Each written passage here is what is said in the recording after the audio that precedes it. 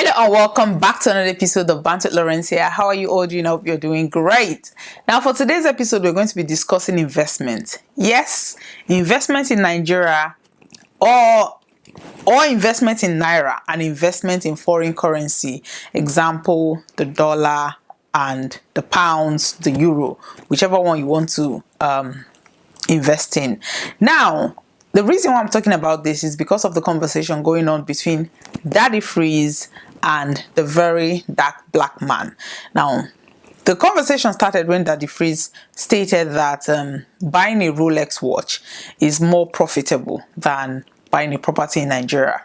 According to him, he said his Rolex watch has appreciated more than his property in Nigeria because of the Naira devaluation. According to him, he bought his property 200,000 in, I think, 2012 or 2013, and then right now, because of the Naira, his property has actually gone down, while the watches that he bought in dollars have appreciated or doubled or whatever he was talking about. Some people were not happy with this statement because they said, why would you advise the youths to buy a watch than actually buy a property? That properties, they are more durable or they are more valuable than Rolex watches. Now, the very dark black man made a video kind of basically telling Daddy Freeze off, saying that he shouldn't have said such things. A lot of people look up to him, so why is he trying to mislead people that this is not a good thing to talk about and all that? So it has been going back and forth between Daddy Freeze and the very dark black man. Now, before I go into my analysis, there was this conversation that Daddy Freeze shared online. There was a man who wrote to him and said in 2013 he bought his house. He had liquid cash. Basically, he lives abroad, so he bought a house for $250,000. He needed about $10,000 to kind of get it up to his standard and everything, and then he rented the house out because he lives abroad, he's not in Nigeria. So we're talking about $260,000 he invested in that house. Now, because of the Naira devaluation, today he has lost over half of that money. Like, somebody spends $260,000 to buy a house. Just imagine that. Even if you're losing just $100,000, you can imagine losing £100,000 or $100,000 or 100,000 euros, to something you saw as an investment. Now, the reason why people in Nigeria are not understanding this whole thing is because of the previous generation basically told us the best way to invest is property, and you are not, first of all, you have to buy, especially Igbo people, you first of all have to build in your village. Go. You have to, for people to know, how would they know that you have made money if you've not built a mansion in the village? Now, it's not about, okay, just building one duplex or one bedroom or just build something convenient. No, they're going to say, he just built that nonsense that he built. No, you have to build a mansion. And this has truncated so many people's growth. You see a lot of people traveling abroad, and the first money they make, they send it back home to build mansions or structures, and to them that is an investment. And remember, when they were doing all these things, they were younger, they could work. Most of these will work around the clock to send this money home.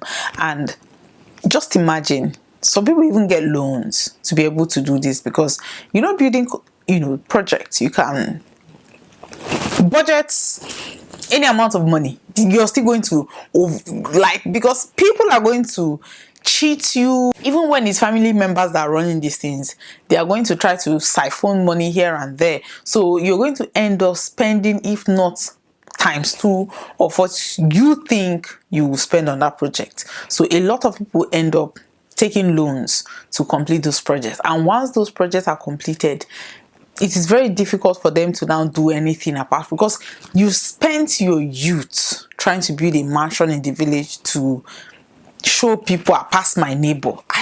That is just what I think about building houses in the village, because that is just what it is. It's not an investment. Okay, let's say you're even buying houses in Lagos, or you're buying house. I don't have any problem with people investing in Nigeria, don't get me wrong. I think before I would start any investment, The first investment I think anybody should do is invest in yourself. Invest in yourself. Like, I'm not just talking about educationally. Learn different skills, make sure that you can do different things, plan for retirement on yourself. Apart from investment, then you go into investment. Let's say you're living abroad, because most of the people that these affect are people living in diaspora. You're earning in dollars and you're investing in naira. How does that even make sense? It does not. The math is not mathing. Recently, I was told about a friend, kind of a group friend, who built a mansion in the village. Like a mansion. I saw the videos. My jaw dropped. A very massive house. And in the UK here, that person is living in a room. Rented a room in a house, basically. There's nothing wrong with that. There's nothing wrong with, renting a room. That is the way you want to live, no problem. But living in a room and building a mansion in Nigeria, a mansion that you're not going to stay up to 2 weeks.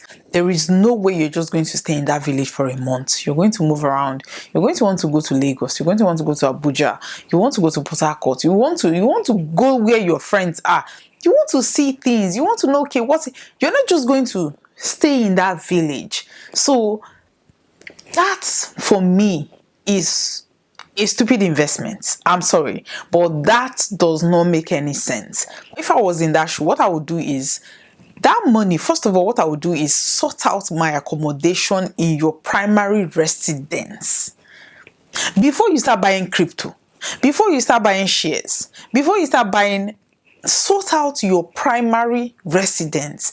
Make sure that, okay, you may not buy 100% down payments, put the 100% money, but you can go on a mortgage. That rent that you're going to be paying in that one room, you can use that same rent and pay as a mortgage if you know what you're doing. Understand that, you have parents that will tell you, oh, you should come and build. Your father's house is no longer okay. You have to come and build so that people will know. So that, see, parents can push you. They want to show their own people or their peers that, okay, my son traveled or my daughter traveled and they've made all this money. They are not thinking finance. See, if our parents actually have financial literacy, Nigeria will not be the way it is today. That is one thing I want everybody to get. I am not saying don't listen to your parents, but look at it this way. You make money. The first money you make, you use it to build a mansion in Nigeria. Whether to satisfy your ego, to satisfy your parents, to pepper your neighbor, to do a pass my neighbor, whatever that is, you built that house. Let's say you could easily calculate how much you've spent, because that is wire transfer. You were transferring that money to Nigeria. Just sit down, open a spreadsheet, calculate that money that you've sent. That money is enough for a down payment of a house, if not half of that house that you want to buy.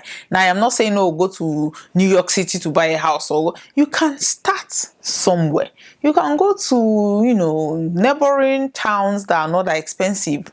Just get on the property ladder, and then you can easily build your way up. When you get on the property ladder, you're still making money. You are still making money. You can now use that and start building structures if you want to build in Nigeria. But most times what happens is that the first money that people make, even those that are in Nigeria, they want to build house in the village. They go and build house in the village, sometimes they even bury their capital in that village. Once they finish building the house, they realize that, okay, I have spent much more than I bargained for, and right now I don't even have any other money to run my business. That is when you now start hearing, oh, one village woman, he went to that old man's house. The old man gave him something to drink, or he saw this man and shook his hand. Since then, his business has fallen. Or he was going here, he just, like, They will now start blaming village people, one old man, one old woman, not knowing it's a financial decision. It's those financial decisions that you have made. Some people say, since they came back, they had stroke, they had this. Why will you not have stroke? When you've realized that you've buried all your capital in the village, and the stress alone will give you stroke. The stress alone will give you high blood pressure. The stress alone is going to you. But instead of us to learn from these things, it's easier to pass that blame than to actually sit down, look at yourself and say, I made a bad financial decision. We have to start looking at investments. Anybody living in diaspora that think that you've not invested anything in diaspora and you think the first thing you need to do is to invest in Nigeria, or you're for you. Because you are pegging the dollar to the naira. You are sending dollar. It might look like a lot, you're sending $1,000 is 1 million. So you're like, hey. When I first got to the UK, there was this Ghanaian chicken and chip shop. They sell other things, but I just love their chicken and chips because of the pepper. Like, the chicken is grilled with pepper. So whenever I'm coming back from school, I always go there to, once in a while, maybe 2-3 times a week. A new person now, chicken and chips then was about £2.50, So I would just go there like a full lap chicken with chips. So there was this old lady who was always sitting down there looking at me. I always greet her, this kind of nosy old women that will stare at you until you greet them. So she was that type. So I always greet her before I go into the shop. So that day I just got the chicken. I was going outside and she called me and said, because there are seats outside, she said I should sit down. I sat down. I was like, hey, this is my. So she said, are you a student? I said, yes. She said, why are you always buying? Can you cook? I said, yes. She said, why are you always buying chicken and chips? I said, I just like the pepper. She said, but you can actually do that. That she's just trying to advise me that she was once a student when she came here. She was doing all these things. This woman, I had to now sit down there and start eating my because it was getting cold. I had to sit down there and she was telling me her stories. She said she got here as a student, she was spending her money. She did not invest. She said everything she was making, she was sending back to Nigeria. That today, we are talking about 2009. Then UK economy was still okay. Though we were coming out from the 2008 financial crisis, but even at that, it was not as bad as it is today. So they just got out of that financial crisis. Everything was, at that time, just bad. So she was telling me that she will advise me. A lot of people then, she said some of her friends bought houses. They are the only ones that are actually just relaxing now because most of them don't have house, rent to pay and all that. She sent all her money into Nigeria and then relied on government's aid. That today, how much are they giving her? But the kind of life she's living today, she look at her friends that they are just living, and she's just existing. That was the last day I bought chicken. That was the last day I bought chicken and chips in that shop. Not that I stopped eating chicken and chips, but I just stopped going to that shop because it just freaked me out.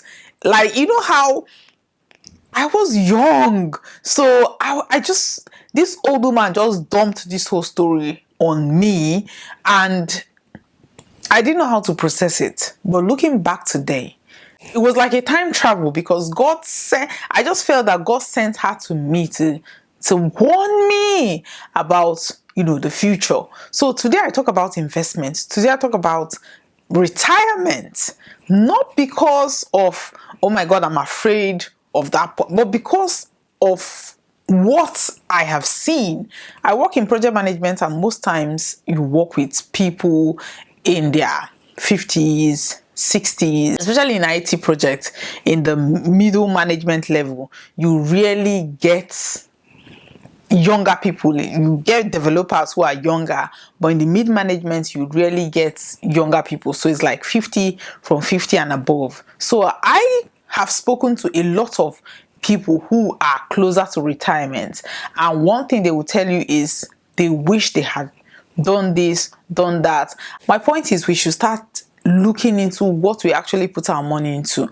I am not saying don't build houses in Nigeria. I am not saying don't build mansions in your village, but ensure that you have a primary residence that you're going to stay in. Ensure that if you lose your job today, because if I have £160,000 to go and build a mansion in the village, I'll pay my mortgage. I am not even supporting that the freeze to buy a Rolex watch.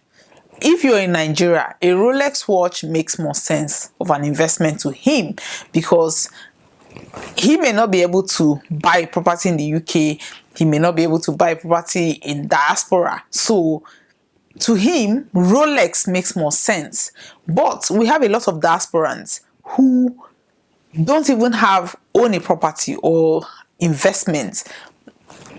Then they have mansions in the village, or they have a crypto wallet, or they have like, you see people putting money in places where if that money crash, your primary residence, you're still paying for that, and that is going to eat a chunk of your income, and then you now lost the income. What do you do at that point? You cannot go and cash out your mansion in the village. You want to cash out your Bitcoin, maybe at that point it is low. Maybe you've lost. I know somebody who lost, like, they invested 50,000 according to them. Oh, there is Bitcoin will lie a lot.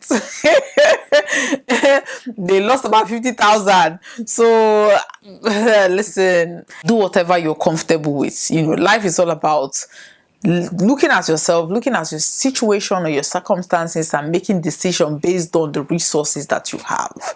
What I'm saying, if you're in diaspora, there are things that you can put in place to ensure that at the downtime or at the later age of your life, you are able to still manage yourself well. Now, all I have to say is, do what works for you.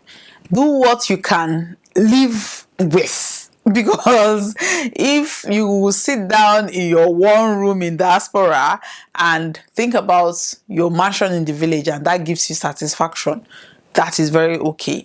If you can sit in one room and think about you have a mansion, rented mansion in Lagos or wherever, and that gives you satisfaction, by all means do it. Now, that is your choice. That is your prerogative. Do whatever you like. Anyway, today's episode is once again sponsored by DDBT's Wigs. This is a 22-inch Yaki, styled like this. Love the bounce. Love the bounce. So we sell wholesale and retail. Get in touch with us and we'll get you sorted. Thank you very much for watching today's episode. Please like, and share. Thank you very much. Bye-bye.